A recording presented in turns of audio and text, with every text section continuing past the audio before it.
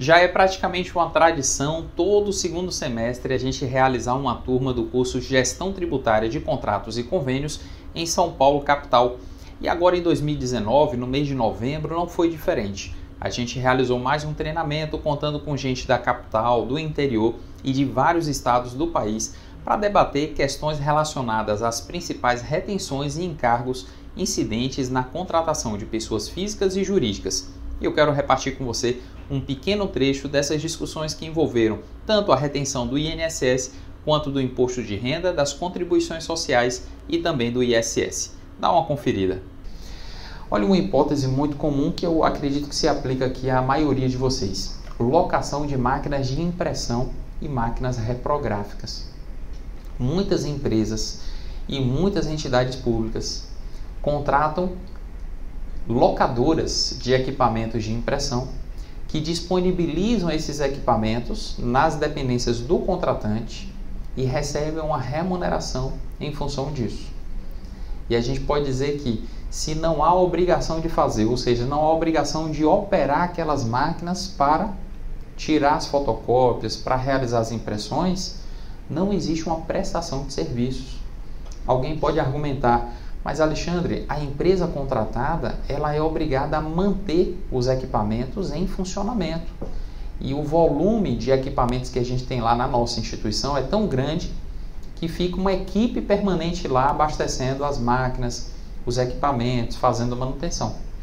E aí a gente pontua que lá no Código Civil, quando você lê lá as características do contrato de locação de bens, que o Código chama de locação de coisas, está escrito que é a obrigação daquele que loca a coisa mantê-la em condições de uso. Então eu posso dizer que dar manutenção nos equipamentos é uma obrigação inerente àquele que aluga os equipamentos. Semelhantemente em relação à locação de veículos. Você aluga veículos de uma determinada empresa, como é o caso da SP Trans, do Sebrae, que a gente tomou como exemplo aqui mais cedo.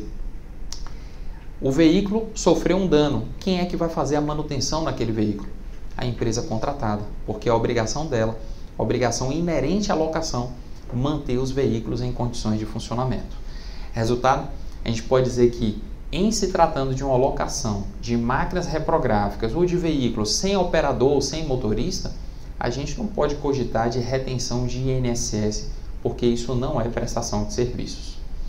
Outra coisa que a gente não pode perder de vista: quando a gente fala de contrato, a gente não está falando de algo que necessariamente tem caráter continuado. Às vezes uma pessoa fala assim: ah, Alexandre, eu tenho uma unidade no interior e essa minha unidade, o meu estabelecimento lá no interior tem lá um fundo fixo de caixa, um suprimento de fundos, como se fala na área pública, e ele contratou uma pintura, uma empresa foi lá fazer uma pintura de um edifício, uma pintura da unidade.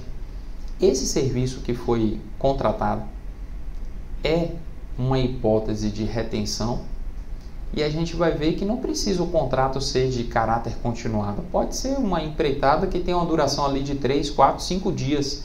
E isso é contrato. Porque contrato aqui a gente está colocando no sentido amplo. Tem gente que fala assim: ah, eu não tenho um contrato com essa empresa, eu contratei por dispensa.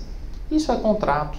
A modalidade de contratação é que foi diferente, mas contrato, para vocês terem uma ideia do ponto de vista da legislação civil, é o acordo de vontades entre as partes que estabelece ali cláusulas, condições e obrigações recíprocas.